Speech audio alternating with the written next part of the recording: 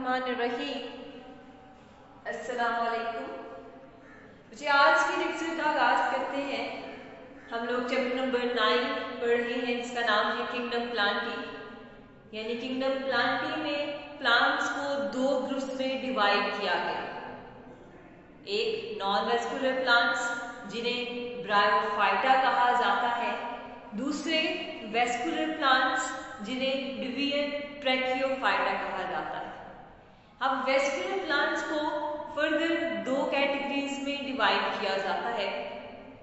कुछ ऐसे vascular plants हैं जो कि नॉन सीडेड प्लांट्स हैं, जिनमें सीड्स की फॉर्मेशन नहीं देखी जाती, जबकि कुछ ऐसे प्लांट्स हैं जिन्हें सीड प्लांट्स कहा जाता है।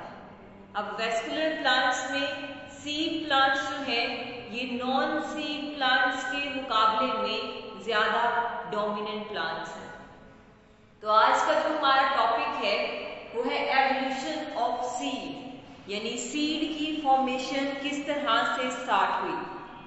जितने भी लैंड प्लांट्स हैं, अगर उनकी हिस्ट्री को स्टडी किया जाए तो उनमें एक एवोल्यूशनरी चेंज आया। वो कब आया? जब उनमें सीड की फॉर्मेशन देखी गई। अब सीड की फॉर्मेशन सबसे पहले प्लांट्स के रिप्रोडक्टिव सिस्टम में एक खास किस्म का चेंज देखा गया, जिसकी वजह से सीड्स की फॉर्मेशन स्टार्ट हुई। ये चेंज जो कि प्लांट्स के रिप्रोडक्टिव सिस्टम में देखा गया, ये तकरीबन 390 मिलियन ईयर्स पहले चेंज आया, जिसके बाद 365 मिलियन ईयर्स पहले प्रॉपर सीड की फॉर्मेशन देखी गई। अगर हम सीड को डिफाइन करें तो सीड को बेसिकली फर्टिलाइज्ड ओव्यूल कहा जाता है। सीड की अगर हम डेफिनेशन की बात करें तो सीड जो है बेसिकली इसे फर्टिलाइज्ड ओव्यूल कहा जाता है।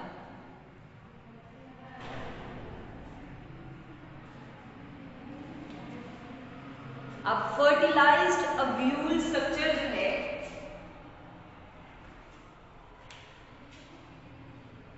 इसकी फॉर्मेशन कहां पर होती है और ओव्यूल बेसिकली क्या है?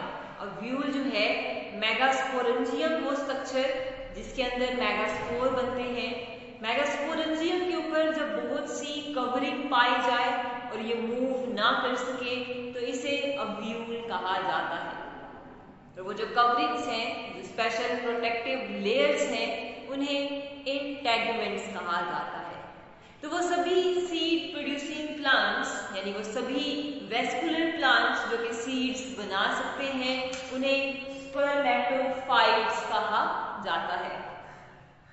अब सीड्स की एवोल्यूशन कैसे हुई, उसके कुछ स्टेप्स हैं। अब उन स्टेप्स को वन बाय वन हम डिस्कस करेंगे। सबसे फर्स्ट स्टेप है evolution of heterospory. Evolution of heterospory.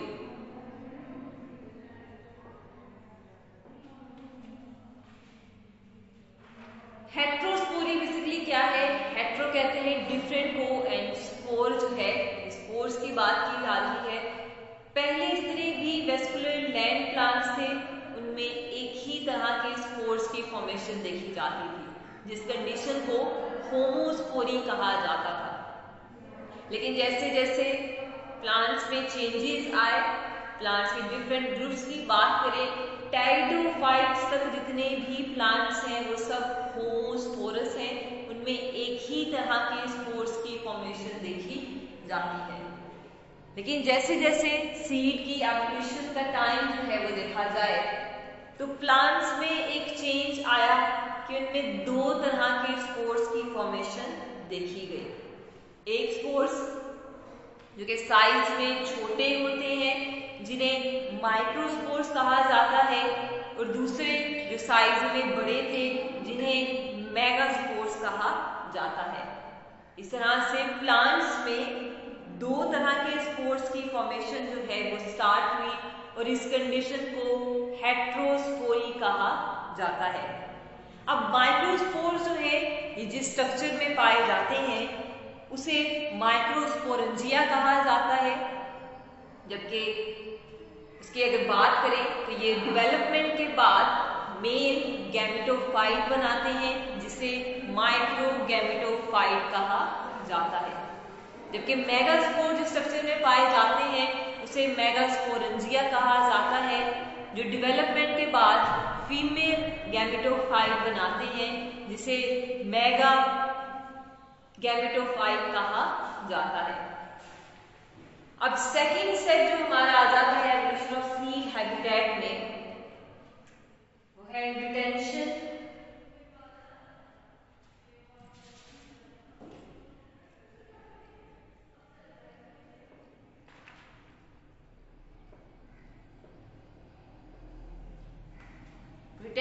and germination of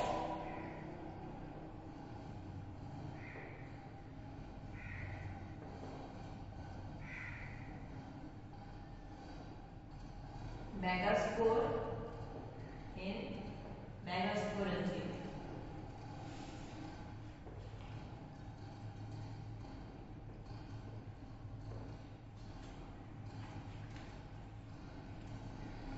reproductive cycle जो है जैसे ही वेस्कुलर प्लांट्स में हेटेरोस्पोरस कंडीशन देखी गई, दो तरह के स्पोर्स की फॉर्मेशन देखी गई, तो जो मेगास्पोर्स हैं तो ये मेगास्पोरेंजियम के अंदर बनते हैं, तो इन्हें वहीं पर जो है उनकी जर्मिनेशन भी देखी गई, जबकि पहले जो प्लांट्स थे उनमें स्पोर्स की फॉर्मेशन के बाद उन्हें डिस्पर्स कर दिया जाता था हवा में ताकि वो ग्रो करके एक गैमेटोफाइट जनरेशन जो है वो प्रोड्यूस कर सके। लेकिन यहाँ पर मेगास्पोर की फॉर्मेशन के बाद मेगास्पोरेंजियम में ही उसको रखा जाता है और वहीं पर फीमेल गैमेटोफाइट की फॉर्मेशन देखी जाती है। एग्जाम्पल आपको दी गई है, सेलिग्नेला एक प्लांट है, सीड प्लांट्स हैं जिनमें कुछ ही देर के लिए मेगास्पोर को मेगास्पोरेंजियम में रखा जाता है, जबकि बाकी जितने भी सीड प्लांट्स हैं उनमें परमानेंटली मेगास्पोर जो है वो मेगास्पोरेंजियम के अंदर ही पाए जाते हैं और वहीं इसकी डेवलपमेंट होती है और एक फीमेल गैमेटोफाइट स्ट्रक्चर की फॉर्मेशन देखी जाती है। थर्ड पॉइंट है हमारे पास डेवलपमेंट ऑफ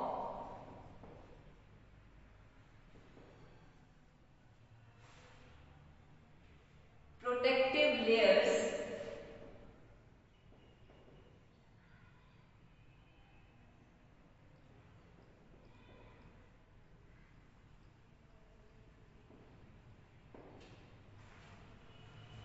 around megasporangium,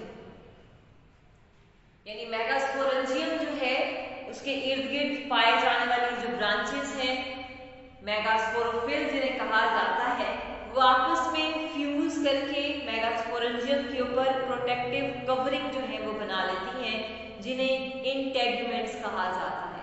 इस तरह से मेगास्पोरेंजियम जो है वो टाइटली पैक हो जाता है, अपनी जगह से मूव नहीं कर सकता और ऐसे मेगास्पोरेंजियम को अव्यूल कहा जाता है जिसपे प्रोटेक्टिव कवरिंग जो है या इंटेगुमेंट्स जो है पाई जाती है और उस अव्यूल के अंदर जो है बेसिकली एग की फॉर्मेशन जो है वो देखी जाती है।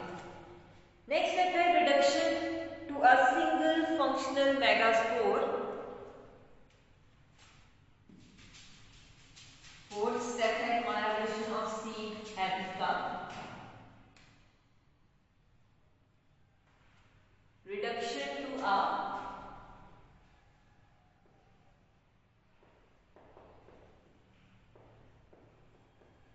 single megaspore।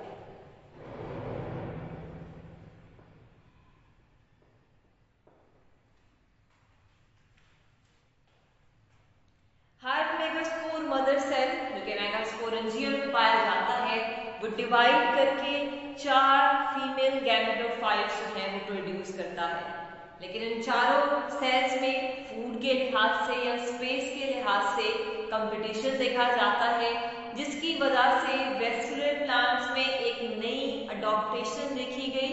वो अडॉप्टेशन क्या थी कि उन 4 सेल में से मेगास्पोर जो है उसे सिलेक्ट किया जाता है एग की फॉर्मेशन के लिए।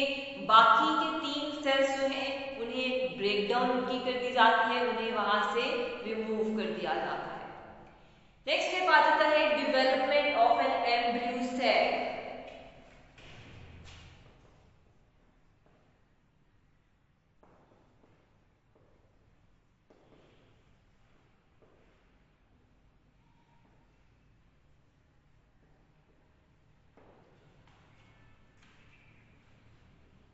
वो जो एक मेगास्पोर सिलेक्ट किया जाता है वही मेगास्पोर मेगास्पोरेंजियम के अंदर ग्रो करके एग प्रोड्यूस करता है, जो कि एक फीमेल गैमेटोफाइट जो है वो बनता है।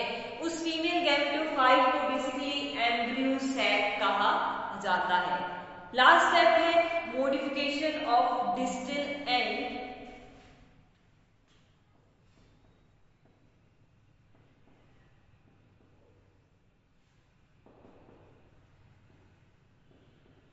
Modification of distal end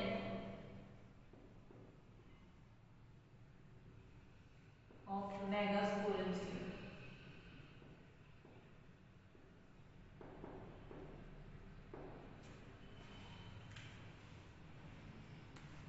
जब अव्यूल का प्रॉपर स्ट्रक्चर बन जाता है, उसके ऊपर इंटेगमेंट कवरिंग की फॉर्मेशन हो जाती है, तो एक मेगास्पोरेंजियम के स्ट्रक्चर में कुछ चेंजेस देखे जाते हैं। ये भी उसके डॉक्टेशंस में आ जाते हैं कि मेगास्पोरेंजियम का जो डिस्टल एंड है, जो लोअर एंड है, वो अपनी शेप को इस तरह से मॉडिफाई कर लेता है जिसके थ्रू पोलन्स जो हैं उसमें एंटर हो सके। पोलन्स जिन्हें माइक्रोस्पोर्स भी कहा जाता है, इसमें मेल गैमेटोफाइट जो है वो पाए जाते हैं। वो पोलन्स जो है मेगास्पोरेंजियम के डिस्टल एंड से उसमें एंटर होते हैं। जैसे ही पोलन्स जो है डिस्टल एंड से मेगास्पोरेंजियम में एंटर होते हैं, वहां पे पोलन ट्यूब की फॉर्मेशन देखी जाती है। पोलन ट्यूब एक ऐसा स्ट्रक्चर है जो कि मेल गैमेट्स को एम्ब्रियो सैक तक ट्रांसफर करता है, जहां पर फर्टिलाइजेशन की कंडीशन आ जाती है। फर्टिलाइजेशन के बाद एग जो है एक जायगोट बना देता है और जायगोट से फर्दर एम्ब्रियो की फॉर्मेशन देखी जाती है। इस तरह से मेगास्पोरेंजियम, जिसे अव्यूल भी कहा जाता है, फर्टिलाइजेशन के बाद एक सीड बना देता है, जबकि उसकी इंटेगमेंट कवरिंग जो है वो सीड कोट बना देती है। यानी इस तरह का ओवरऑल स्ट्रक्चर देखा जाता है। जो हमने स्टेप्स पढ़े,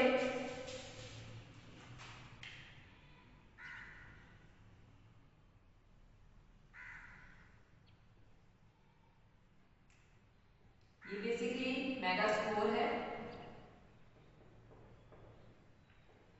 मेगास्पोर जो कि आफ्टर फर्टिलाइजेशन एम्ब्रियो बनाता है, जिसके बाहर स्ट्रक्चर है कि मेगास्पोरेंजियम है,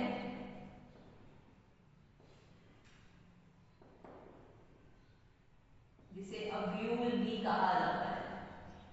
मेगास्पोरेंजियम आफ्टर फर्टिलाइजेशन सीड बन जाता है। अभी सबसे बाहर वाला स्ट्रक्चर, इसे इंटेगमेंट्स कहा जाता है, यानी उसके ऊपर जो कवरिंग है। और आफ्टर फर्टिलाइजेशन ये इंटेगमेंट्स है ये सीड कोट बनाती है।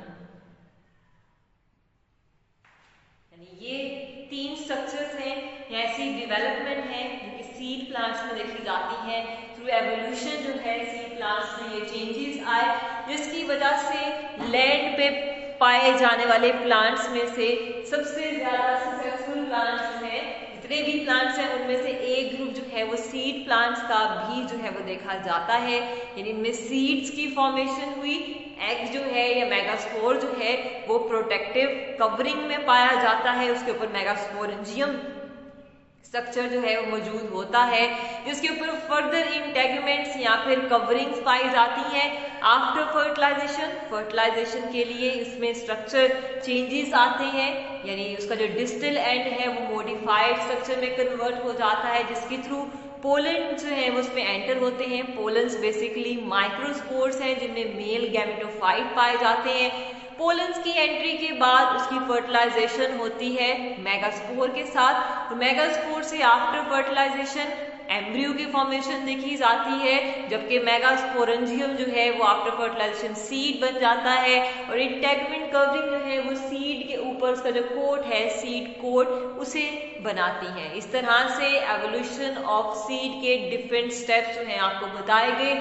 ये इम्पोर्टेंट लॉन्ग क्वेश्चन भी है आपका इस चैप्टर का। तो आज का हमारा लेक्चर इसी टॉपिक पर खत्म होता है। इंशाल्लाह नेक्स्ट लेक्चर में हाजिर होंगे, तब तक के लिए अल्लाह हाफिज।